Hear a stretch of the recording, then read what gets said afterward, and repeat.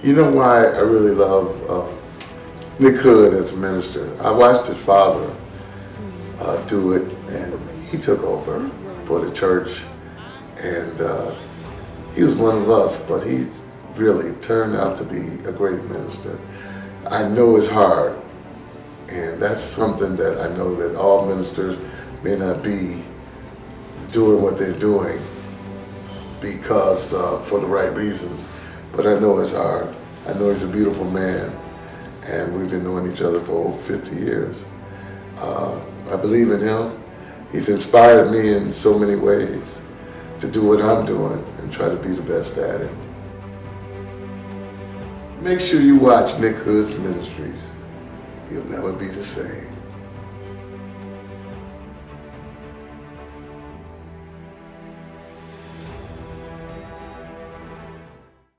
God is trying to show you something every step of the way. When things seem to be going wrong, that's God's way of opening another door. I am convinced that God has been directing me every step of my life. On the Word Network. America used to be considered a godly country. It doesn't seem to be that way to me now. And I don't mean to be disrespectful or anything, but it's so many things they're okaying for the wrong reasons. There's not godly reason. People need to really open up the Bible, the Bible, and look in it, and really get it into their heart. And this, the way Reverend Hood is doing this is a comfortable way. It's not forcing anything on people. It's a comfortable way and a loving way for it to continue to move in that direction. The way Reverend Hood presents it, you can understand it, and it makes you want to delve into the Bible even more so that you can see more, because it seems like the program goes off too fast. We need the bread of life. We really do. These days we need it more than ever, and Reverend Hood's ministry on TV is giving us our bread.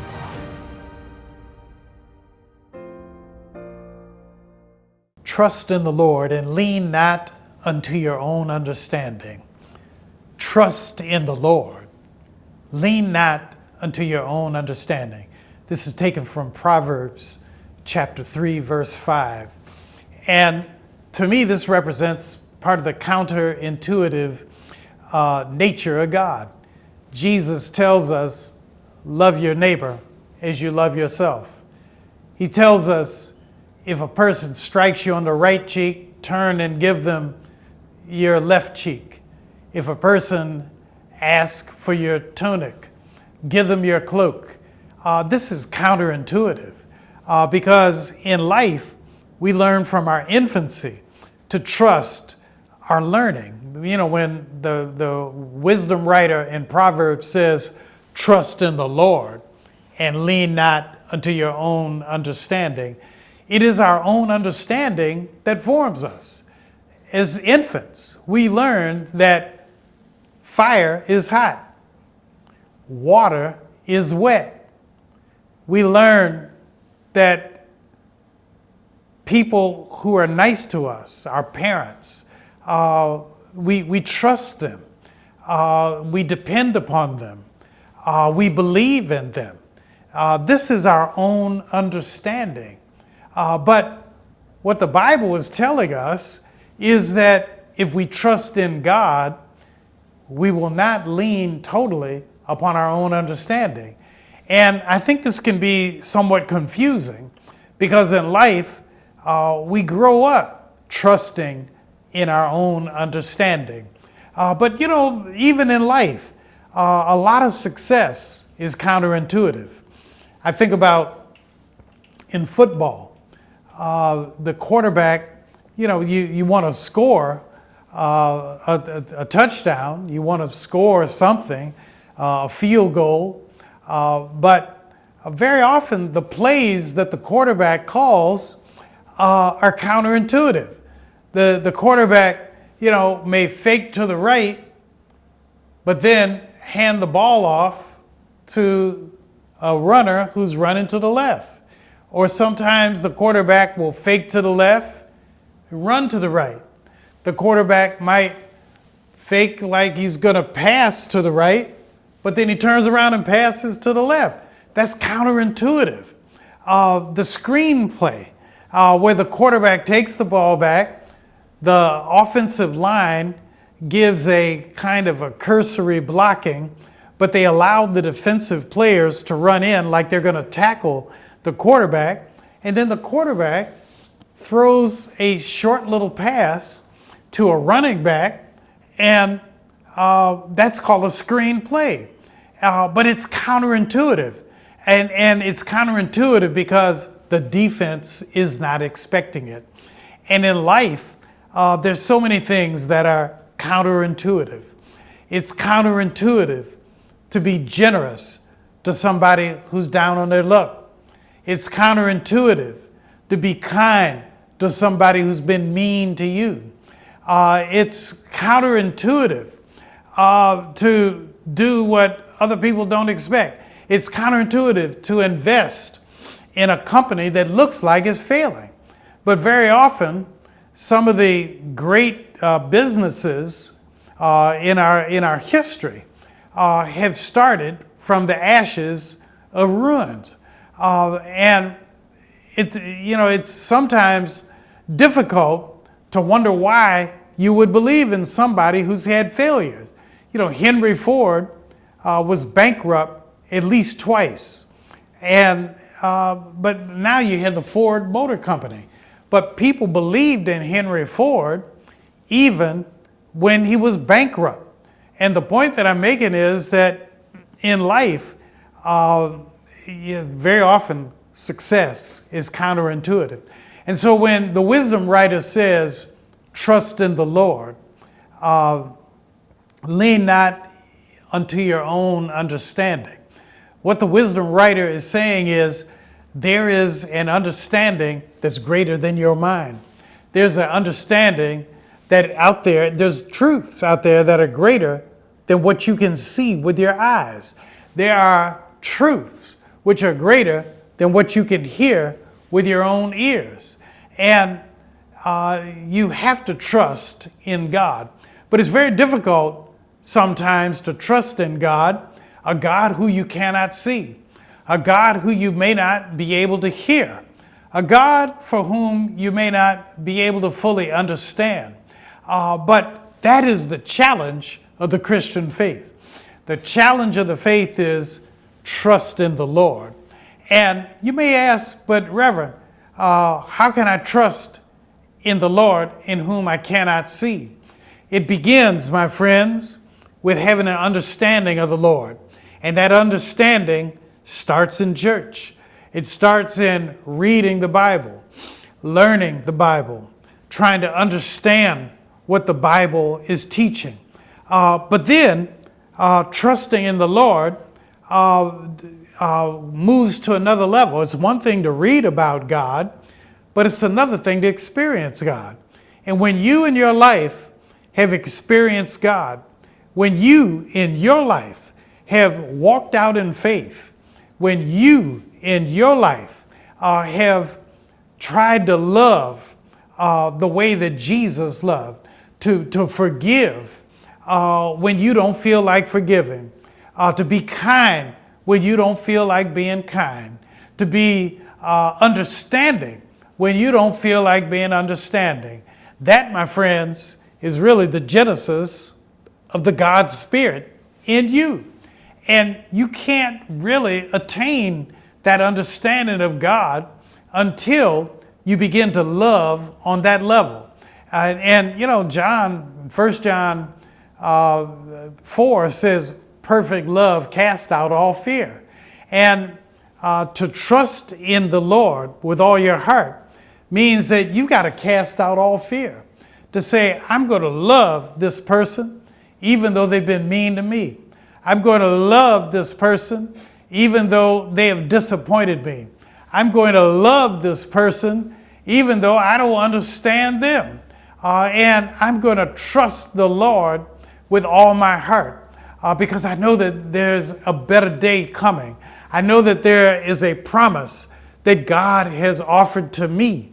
Even though I can't see it, I can't understand it, but I believe that it is good, and I believe that it is real, and I believe that God has a blessing with my name on it, and God has a blessing with your name on it.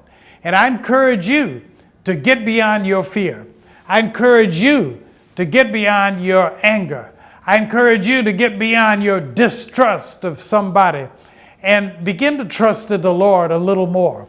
And as you begin to trust in the Lord a little more, what you will find is that God will start to show you something you haven't seen before.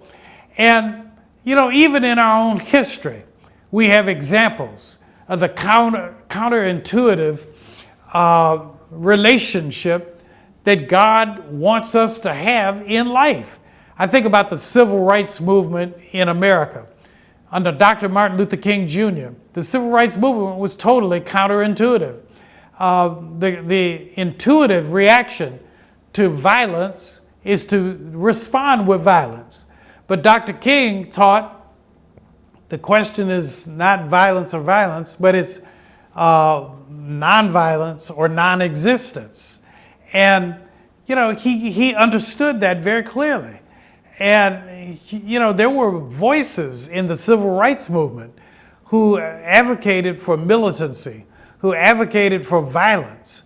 But I'm so glad that Martin Luther King Jr.'s voice won out over those voices who were the intuitive voices. His voice was a counterintuitive voice.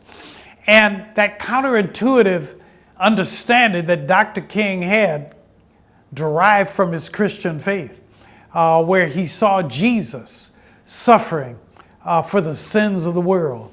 He understood that Jesus died so that the world might have life everlasting. And to me, that is a beautiful testimony. That is a beautiful understanding. But it's a very difficult understanding to attain. And that's why the wisdom writer says, trust in the Lord, lean not unto your own understanding. And then he goes one step further. He says, acknowledge the Lord in all your ways, and he will make straight your path. And why does the wisdom writer say, after trusting in the Lord, acknowledge the Lord? And I believe he's saying you and I should acknowledge the Lord, because in the acknowledgement that God is God, that God is real, that God is good, and that God is invested in your success. What he's really saying is that without God, there would not be a world. What the wisdom writer is saying is that without God, you and I could not exist. What he's saying is acknowledge God in all your ways. To acknowledge that the success that you have attained in life, the money you have achieved and earned in life, look at your house or your apartment where you're living. You wouldn't have this if it were not for God. And he's saying, simply acknowledge the Lord. Acknowledge that you weren't just hatched, but that God ordained that you might have life. And because it is God who ordained that you might have life, the least you can do is acknowledge that God is real, that God is good, and God is invested in your life. And if you do that, what he's saying is God will make straight your paths. And that's an important lesson, because very often in life, most lives, I know in my life, the path does not look straight, when you're going through the path. But when I get down the road in life and I look back over the road on which I've come, it seems very straight. Even though at the time I couldn't see it. When we come back from this break, I'm going to tell you a little story about my life and how the path to where I am now, the path to how I became a minister, was not a straight line. But when I look back on life, if it were not for that crooked path, I don't think I'd be a minister today. because I didn't understand it. And so I want to thank you for watching. I hope you will pick up the phone, call a friend, tell him Nick Hood's on the line. He's getting ready to tell a story about the crooked path in his life that actually was a very straight path. And I want to talk to you about this, trusting in the Lord with all your heart, and lean not to your own understanding. Acknowledge the Lord in all things and in all ways, and He will make straight your path. I'll be back in 1 minute. Thank you.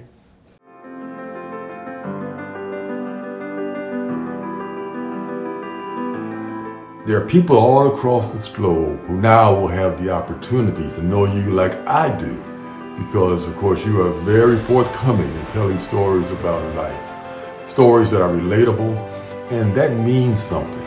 How wonderful it is, and I just look forward to seeing how this platform, this new platform, will just rise and grow and really be a vessel through which you can be a blessing to folk all over this world, and Lord knows we need it. God is trying to show you something every step of the way. When things seem to be going wrong, that's God's way of opening another door. I am convinced that God has been directing me every step of my life.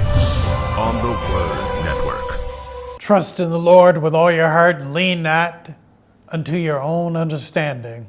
Acknowledge Him in all ways, and He will make straight your path. This is from Proverbs chapter 3, verse 5. And I was just sharing at the first half that I want to share with you a story about how so often in life, our lives start in a crooked, jagged kind of path. There are things that we think we want to do, things that we think we really are called to do, but we don't realize that that's not necessarily God's plan for your life. But that if you don't take that crooked path, if you don't go in the path that you think is right, even though it may not be right, you look back on it and you realize that life is not in a straight arrow, but it's really a very kind of jagged kind of course. But as the wisdom writer says in Proverbs chapter 3, if you acknowledge the Lord in all ways, He will make straight your path. I think about my life. I was carefree, a carefree child. I had a good childhood. When I was young, all I wanted to do was play football. Secondary, I liked to play music. In the 4th grade, I was introduced to the trumpet. I told my dad I wanted to learn how to play the trumpet. I saw some guys play on a boat that floats up and down the Detroit River called the Bobolo boat. And those of you watching this from Detroit, you'll remember the Bobolo boat. They could seat at least 2,000 people on that boat. And when I was in the 4th grade, I went on that boat and I saw, before the boat even took off from the land, they had a little combo, 5-piece combo, a trumpet, saxophone player, piano player, a bass player, and a drummer. And they were playing a song that I still, I know the melody today, called Never on Sunday. But the mix of having that trumpet and that saxophone playing together was just beautiful to me. And I said, man, I want a trumpet. I want to learn how to play the trumpet. And I bothered my father. I pestered him. I didn't leave the bandstand the whole boat ride to Bobolo Island. I was just fixated, captivated. My dad got me a trumpet. I was fortunate in that he also found a teacher to teach me how to play the trumpet. And then I began to learn how to play trumpet in school at the 4th grade. Seemed easy enough. At the same time, I started playing football. And then in the 9th grade, the school where I attended, the music teacher told me my lips were too big to ever be very successful on the trumpet. And I was so ignorant, I wasn't thinking about Louis Armstrong and people like Dizzy Gillespie and others who had nice full lips. He said, but if you're willing to switch over to the trombone, he said, I'll give you a trombone and I will teach you how to play it. Now, in hindsight, that band teacher probably he needed another trombonist. And I was an easy target for that. I wasn't insulted. I didn't know what to think. I guess I just wasn't that bright. But I did take the trombone. I began to learn how to play it. And he did teach me how to play it. And as it turned out, I decided later that year that I wanted to transfer schools to the big technical school in Detroit called Cass Technical High School. And at that time, if you went to Cass Tech, you had to declare a curriculum that you wanted to study. And I looked at all the curriculums they had. They had science and arts. I'd say, well, I wasn't good in science. They had chem, bio, that was a science curriculum. I said, well, I don't feel particularly strong about that. They had courses like home economics. I said, I don't want to do that. They had the various art programs, the visual arts, the fine arts. They had aeronautics and automotive.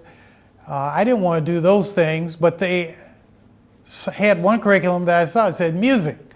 And I said, well, I know how to play music. I'm learning, how to play the trombone. And so I auditioned to play, and I passed the audition, lo and behold.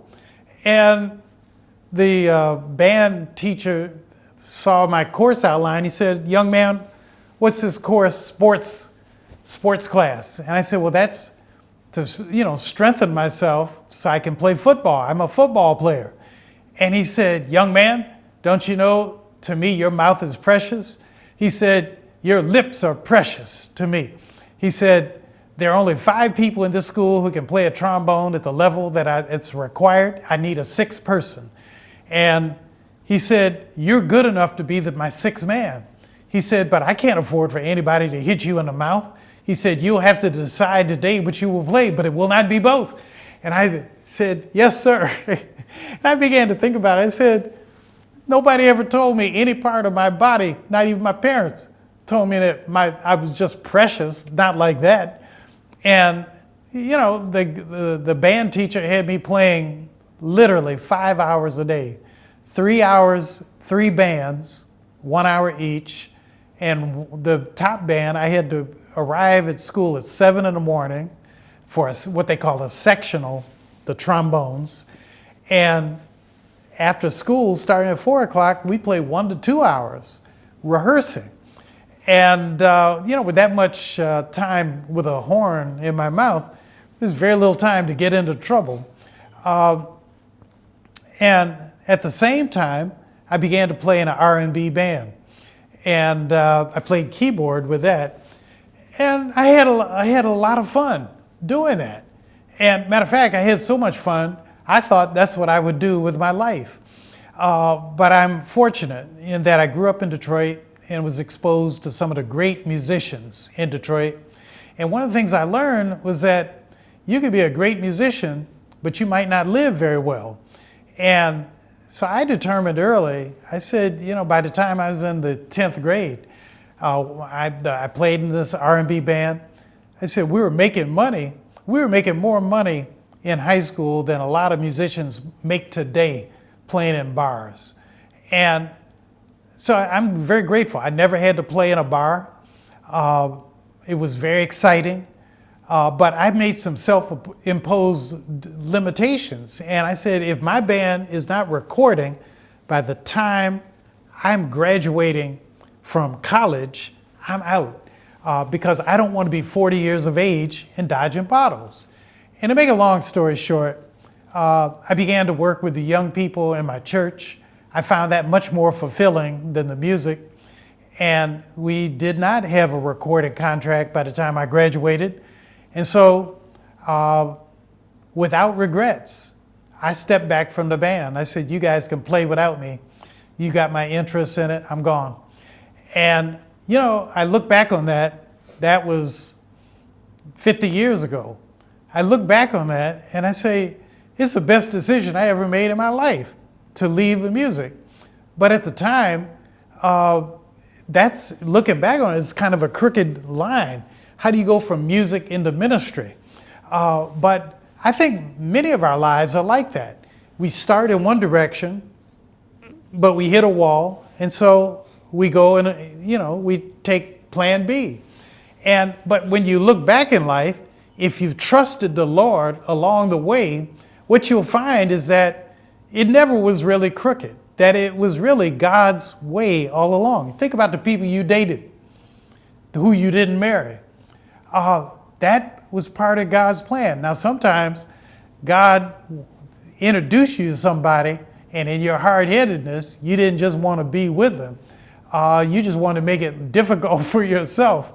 But more often than not, you know, I believe that what looks crooked may actually be God's straight path for you. So I hope this has been a blessing for you today. I encourage you to trust in the Lord, lean not unto your own understanding, acknowledge the Lord in all ways, and he will make straight your path. God bless you. I thank you so much for watching this program. If it's been a blessing to you, I hope you'll tell a friend, a neighbor, and if you're able, I hope you'll give us support. God bless, God keep you, and remember, I'm praying for you. Thank you. We hope you've been blessed in a powerful way.